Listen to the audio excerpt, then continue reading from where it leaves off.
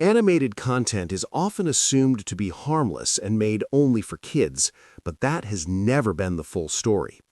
Over the years, animation has been used to explore themes that are dark, violent, and deeply unsettling. Some titles shocked audiences, while others were censored or quietly pushed aside for going too far. Beneath the stylized visuals are stories filled with fear, obsession, and uncomfortable truths. These were never meant to be children's cartoons. After years of being difficult to find, several of these adult animated series are now available to watch on Tubi, giving viewers a chance to see how far animation was willing to push boundaries. Buckle up as we break down 10 adult animated series now streaming free on Tubi. At first glance, Archer looks like a traditional spy cartoon, but that illusion disappears almost immediately. This is a series built on sharp dialogue, ruthless sarcasm, and characters who are far more dangerous with words than weapons. The show follows Sterling Archer, a skilled but wildly irresponsible secret agent working for an intelligence agency that seems barely functional. Missions rarely go as planned, and success often feels accidental. What sets Archer apart is its confidence in conversation. Jokes land fast, references pile up, and silence is sometimes just as cutting as dialogue. The animation style is clean and controlled, giving space for the writing to do the heavy lifting.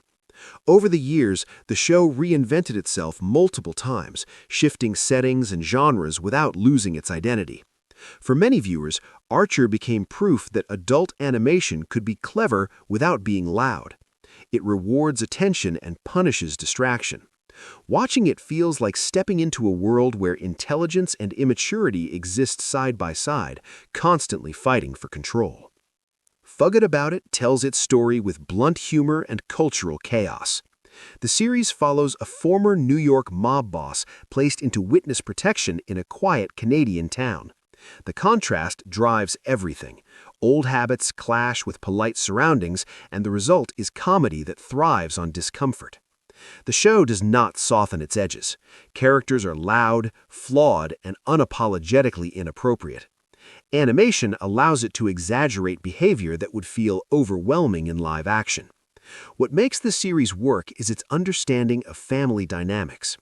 Beneath the jokes, there's a constant tension between loyalty, identity, and survival. The father struggles to adapt. The children navigate two worlds at once. The town never quite knows what hit it.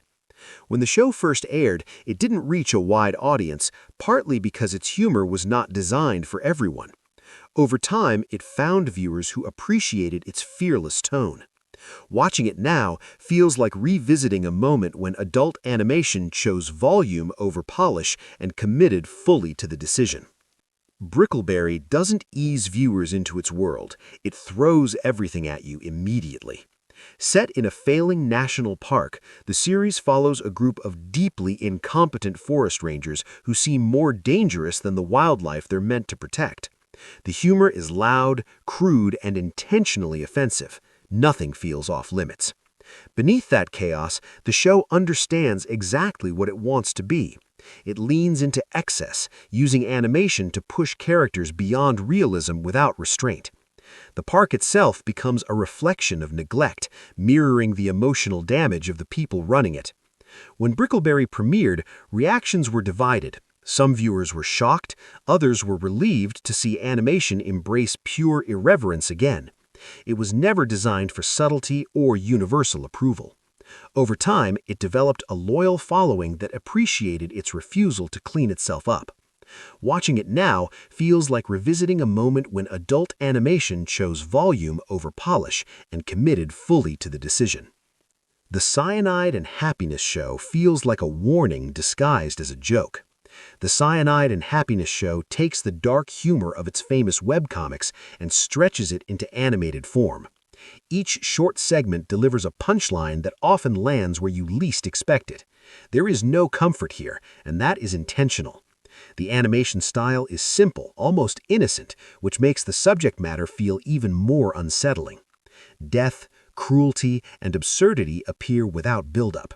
The show trusts the audience to keep up. What makes it effective is its restraint. Episodes don't linger, they strike and move on. When it first appeared, many viewers were unsure how to process it. Over time, its honesty became its strength. It doesn't pretend to be wholesome or instructive. Watching it feels like flipping through a collection of thoughts most people never say out loud. This is adult animation at its most blunt and self-aware. The Freak Brothers feels like a bridge between generations. Based on an underground comic that existed long before modern adult animation, the series follows three longtime friends who wake up decades into the future without changing at all. Their values, habits, and worldview collide with a society that moved on without them. The humor is relaxed but pointed, built around observation rather than shock. Animation allows the characters to remain timeless while the world around them evolves. What gives the show its charm is its patience. It lets conversations breathe. It finds comedy in confusion rather than cruelty. When the series arrived, it carried decades of cultural baggage, but it adapted without losing its identity. Watching it feels like sitting in on a conversation between the past and the present, both refusing to fully give in. The Freak Brothers proves that adult animation doesn't always need chaos. Sometimes it just needs perspective. Kevin Smith's Smodimations. This series feels like a conversation overheard late at night, honest, rambling, and strangely personal. Kevin Smith's Smodimations brings the filmmaker's unmistakable voice into animation, turning everyday observations into exaggerated, sometimes absurd stories. Instead of chasing shock value, the show leans into storytelling. Characters talk, situations spiral. Humor comes from confession more than punchlines. The animation style stays simple, almost secondary, allowing the writing to take center stage. Many of the stories feel like extensions of Smith's podcasts and films, filled with pop culture references, self-reflection, and long conversational detours. What makes the series work is its comfort with imperfection.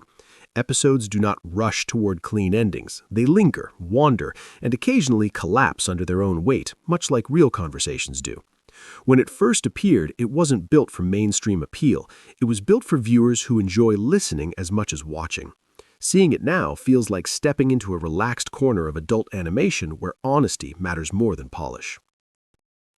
Calyps looks playful on the surface, but it doesn't take long for that tone to twist.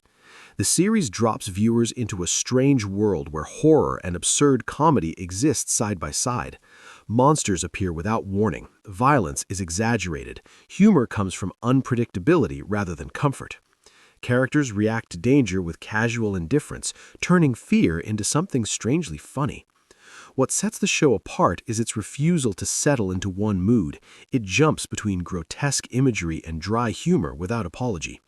When it first appeared, it flew under the radar, partly because it didn't fit cleanly into any category. It wasn't pure horror, and it wasn't traditional comedy. Over time, it found viewers who appreciated that imbalance.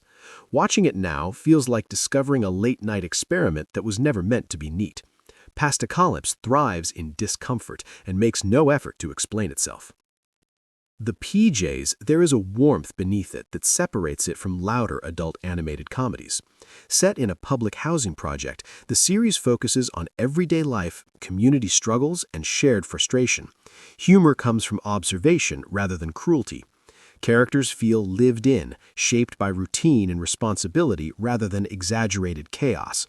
The animation style, based on stop motion, gives the show a tangible, grounded quality. Stories often revolve around small problems that reveal larger truths about dignity, pride, and survival. When it first aired, it stood out for its perspective. It didn't mock its setting, it listened to it. Over time, it became easy to overlook as adult animation moved toward louder extremes. Watching it now feels refreshing. It reminds viewers that satire doesn't have to be aggressive to be sharp. Sometimes it just needs perspective. Doomsday Brothers begins with an extreme premise and builds humor from how casually its characters accept it. Two brothers live in a world that has already ended, and yet life continues in awkward, familiar ways. The apocalypse becomes background noise. What matters are grudges, loyalty, and unresolved tension. The animation style supports this contrast, pairing bleak surroundings with expressive, almost relaxed character design. Humor comes from emotional exhaustion rather than panic. The brothers argue, reconcile, and repeat patterns as if the world collapsing around them barely changes anything. When the show appeared, it felt oddly quiet compared to other adult animated series. It didn't rely on constant noise or shock. Instead, it focused on the weight of routine even at the end of everything. Watching it now feels strangely relevant. Doomsday Brothers understands that personal conflict does not disappear just because the world does. Bad Cat wastes no time establishing its attitude. Loud, aggressive, and unapologetically chaotic, the series throws its main character into non-stop conflict. Action drives the story, but comedy fuels it. The animation style is bold and energetic, designed to keep momentum high. Violence is exaggerated to the point of absurdity, making it feel more cartoonish than threatening. What separates it from similar efforts is its awareness of excess. It knows it is loud, it knows it is crude, and it commits fully to that identity. When it appeared, it wasn't trying to appeal broadly. It aimed directly at viewers who enjoy fast pacing and unapologetic tone. Watching it now feels like encountering adult animation at full volume, refusing to slow down or soften itself. Bad Cat doesn't ask for patience, it dares you to keep up.